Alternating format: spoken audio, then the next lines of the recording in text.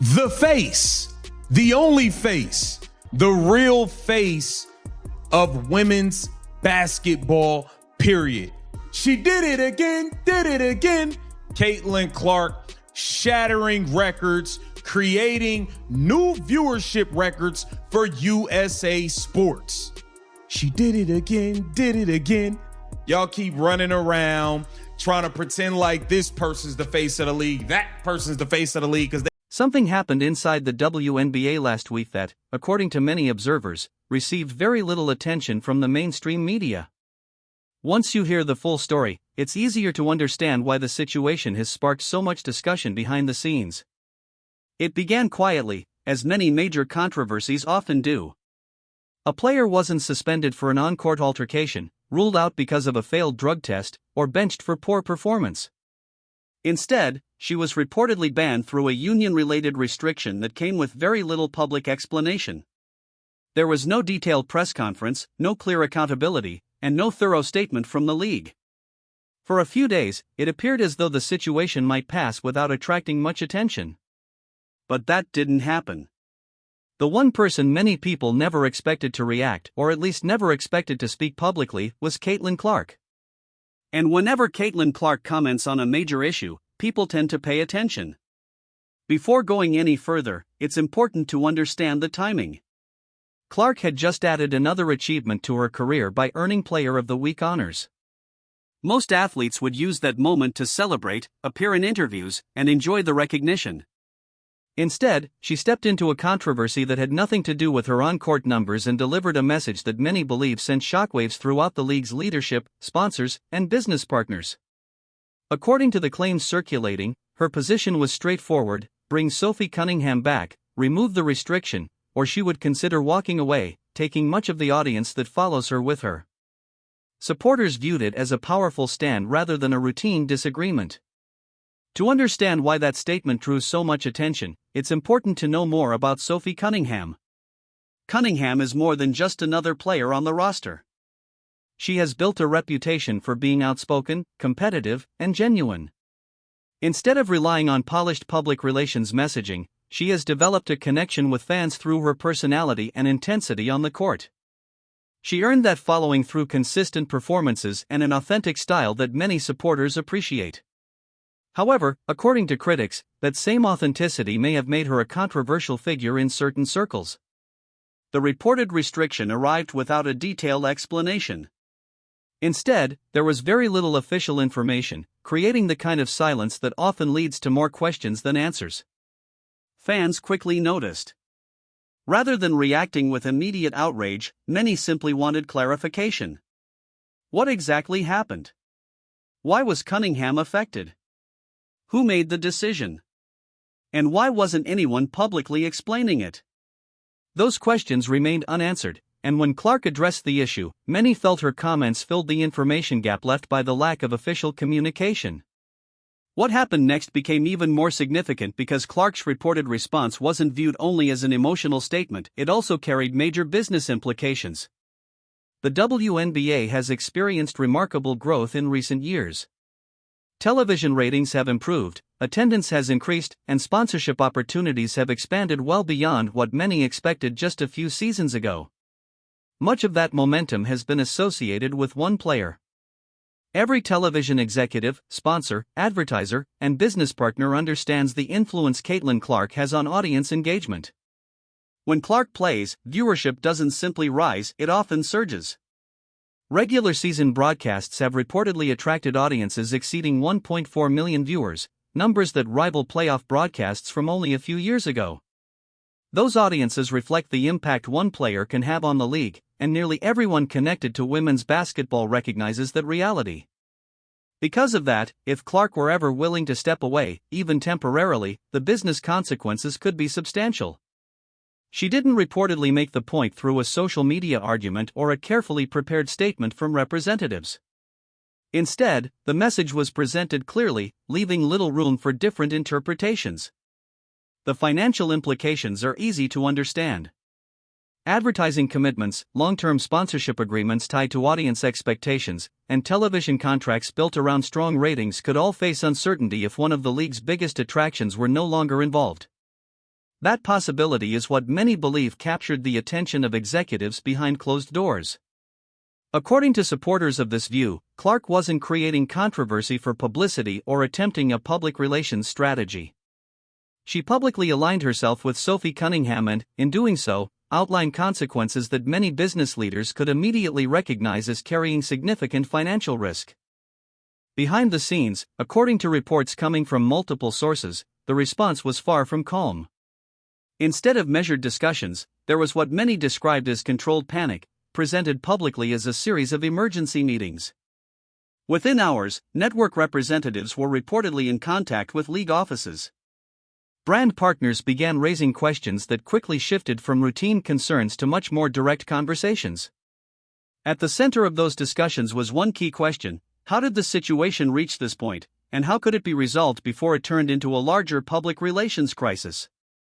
Those involved understood something important. This issue was never likely to remain private. Wherever Caitlin Clark goes, media attention follows. And once the cameras arrive, the narrative begins to take shape. At that point, the story was not reflecting well on those responsible for restricting Sophie Cunningham. For a long time, decision-makers appeared to believe that institutional authority would always carry more influence than the power of any individual athlete. The assumption was that league policies, official procedures, and organizational structures would always come first. No matter how popular a player became, the expectation was that the athlete would ultimately need the league more than the league needed the athlete. According to this perspective, Caitlin Clark challenged that belief in a significant way. What made the situation even more notable was that she was not acting for her own benefit. That detail has often been overlooked, even though it may be one of the most important parts of the entire discussion. She was not asking for a new contract. She was not requesting a trade, nor was she using her platform for personal advantage.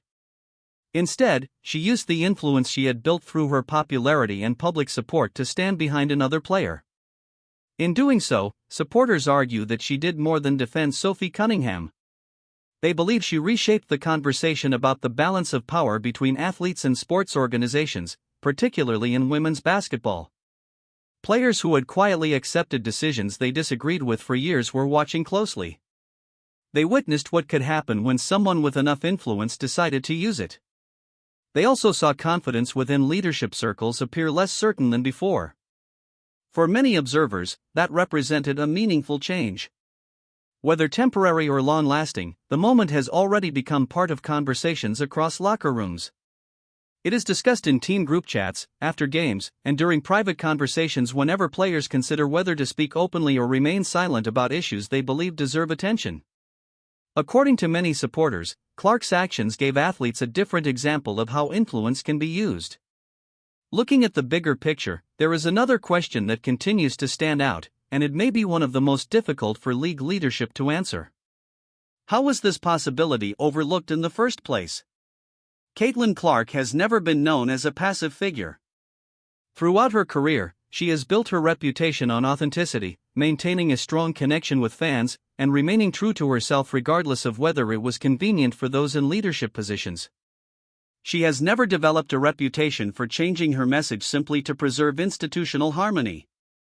Her rise helped introduce women's basketball to a much broader audience, attracting viewers who had never followed the sport before and encouraging them to become invested in it. Given that history, many have questioned whether anyone involved in the decisions surrounding Sophie Cunningham stopped to consider one important question: what would Caitlin Clark think about this, and how might she respond once she learned about it? That decision may prove to be one of the most costly mistakes this organization has made in years, because now the public is paying close attention. And the public is not an abstract idea. It includes 1.4 million viewers who tune in for one clear reason.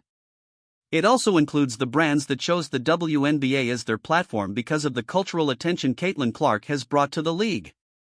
It also includes young athletes who are watching this moment and deciding what kind of environment they want to compete in and which league they want to build their careers with. All of these people are watching, and what they are seeing is a league trying to respond to a situation many believe it created on its own. Now the story takes another turn, because this is the point that changes how many people view the situation. The most significant part of what Clark did was not the reported ultimatum itself. It was what that moment appeared to reveal about the balance of power in modern sports.